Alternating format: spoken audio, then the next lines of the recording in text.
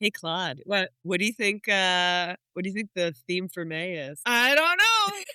Everybody's wondering. Well, everybody, the month of May is mentorship and An allyship. allyship. So we know everyone needs someone else who lifts them up. That one work bestie that does that every single day, Claude. So this Jess. month, we're going to celebrate all of you who guide us, advocate for us, and grow with us, and help you develop a mentorship as well. Exactly. Well said. Stay with us. Hi, I'm Claude. And I'm Jess. We are corporate employees by day, entrepreneurs by night, and work besties for life. Join us as we explore how work besties lift each other up, laugh through the chaos, and thrive together in every industry. Have you ever said, I wish I had a mentor, but no idea where to find one? Or assume mentorship had to come from someone more senior, when actually the person shaping you most is sitting right next to you. This month is about mentorship, but not the formal, structured version we usually think about. Because some of the biggest career shifts don't come from official mentors, they come from everyday conversations. The kind you have with your work bestie, the one who gives you that real-time advice, honest feedback, and the perspective when you most need it. And when you start seeing mentorship this way, you realize you might not be as alone as you think. So if you've ever felt like you're figuring it out by yourself, this one is for you. So let's get into it. Work besties, welcome back. So today we are going to talk about mentors who shaped us. And doesn't have to be those senior leaders, but the ones that are very close to you. Right. And so that could be your work bestie. And if it's not, definitely try and leverage your work bestie. But it could also be other peers within your organization or even outside of your organization. The area that we would want to focus on for today's episode is really rethinking that mentorship relationship and perspective.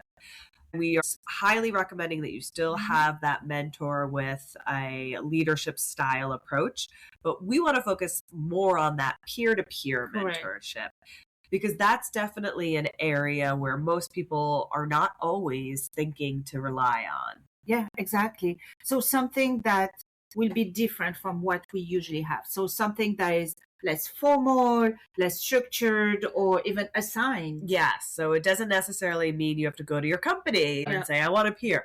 It would be you chatting with people in your industry, people in your company, maybe somebody outside of your department, but also at that peer level. Correct. So it's meant to be really still similar in the style of you would leverage them to learn capabilities and skill sets that maybe are not your core strength and vice versa. So it could still have an element that is of coaching, structured, but it's really meant to learn from each other.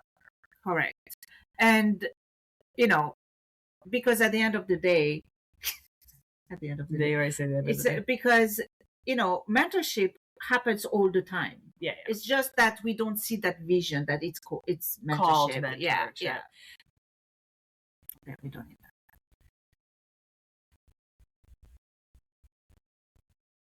And we want to make sure that this does not replace the higher level because you're going to seek something totally different. Right. Different purposes for sure. So again, the peer mentorship is someone that is that same level or similar stage, similar challenges as you. So you have that instant equal playing field to have that conversation. More or less, you can say that they help you navigate the moment. Yeah. When on the contrary, the mentor is more also the future. Very well stated. I like that. Thank you. Yeah. Your peer-to-peer would say, how do I handle this conversation today or tomorrow? How am I thinking about this in this right moment, this right way? And it's really more the immediacy of like, what am I going to do next? As in within the next 24 hours. Exactly. So it could be both hard skills and soft skills, but it's an individual who's at the same level or at least dealing with the same type of level as you. Yeah. So you're going to have similar perspectives, which is a little different than somebody above or below you. Right? I have a silly question. Yeah. Explain to me what is I actually forgot, soft skill and hard skill.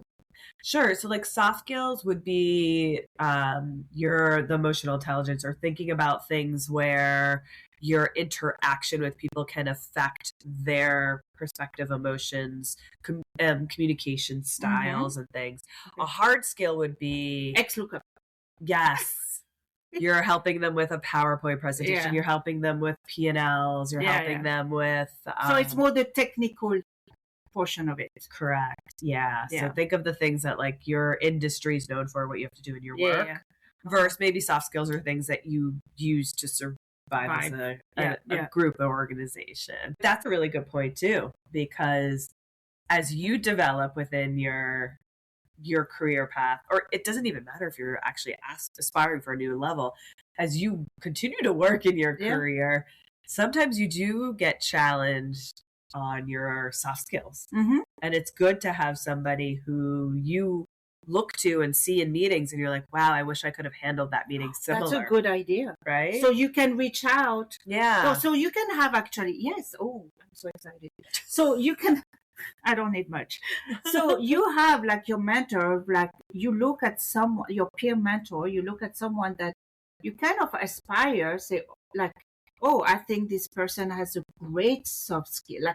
Like you say, has they this great handle that very difficult well. meeting. Let me meet with them, and then we start a relationship so that she can help me or he can help me. Exactly. Yeah. Or mentor me.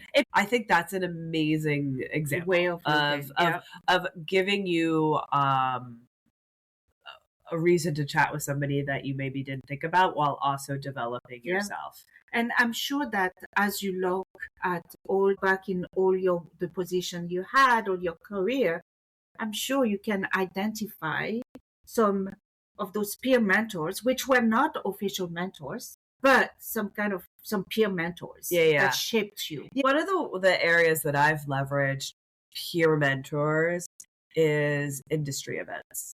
Right? So like every industry, I do go to a lot of them.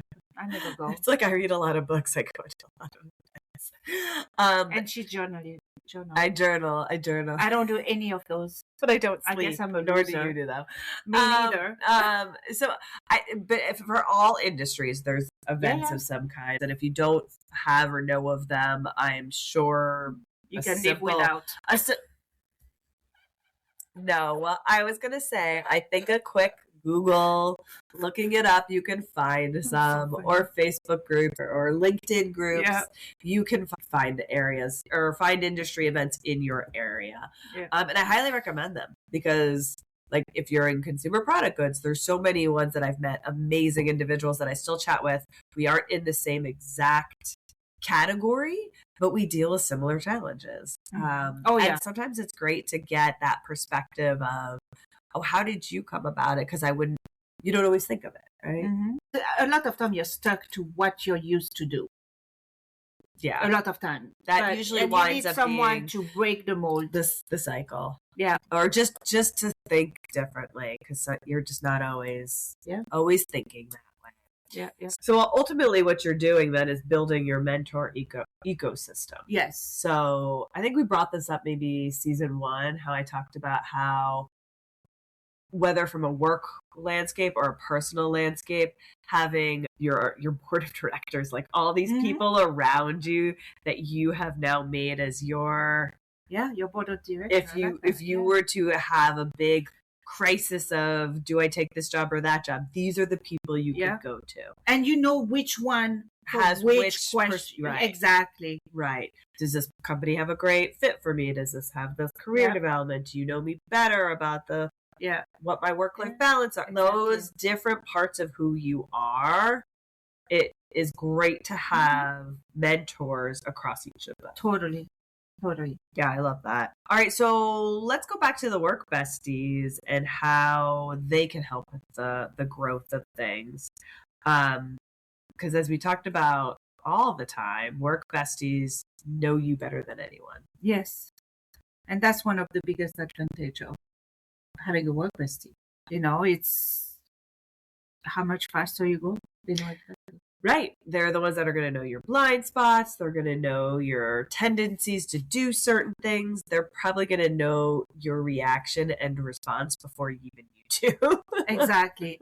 And they can reflect that back to you in a way that you feel safe. Right? You can actually, for example, you're going to tell me something like, you know my pattern, let's say. You can call me on it. Right. And I'm not going to take offense because I know that it comes from a good place, that it's about support and making sure and watch out for me. Right. Yeah. Because they're the ones that are going to know your strengths just as much as you know your strengths, but they also know those strengths that you doubt yourself. Yes. And that is important too. Right. Which goes to the supporting system. Mm-hmm. So it's the combination between the support and this honesty, raw feedback. Right. That combination is really what's going to drive the growth for you as the person that's being mentored, but also the mentee as well, right? So what should we do next? If you feel you don't have a mentor, start by looking at those around you, right? And if you have a work bestie, recognize the role they are already playing in your growth. Because you don't have to navigate your career alone, and you shouldn't. You definitely want to continue to build that board of directors. Exactly. You don't have to call it mentor. No. But all your work besties or your board of director that is going to give you this insight that you need. Right. It's going to really balance you as an individual and balance where you feel you want to go in life. Exactly. Yeah. All right. So this to me really does shift the conversation around that style of mentorship. It's going to reinvigorate me because obviously I leverage Claude a lot and as my peer mentor, but maybe haven't been so good with everybody else. I don't need anybody else. I'm kidding. But you do.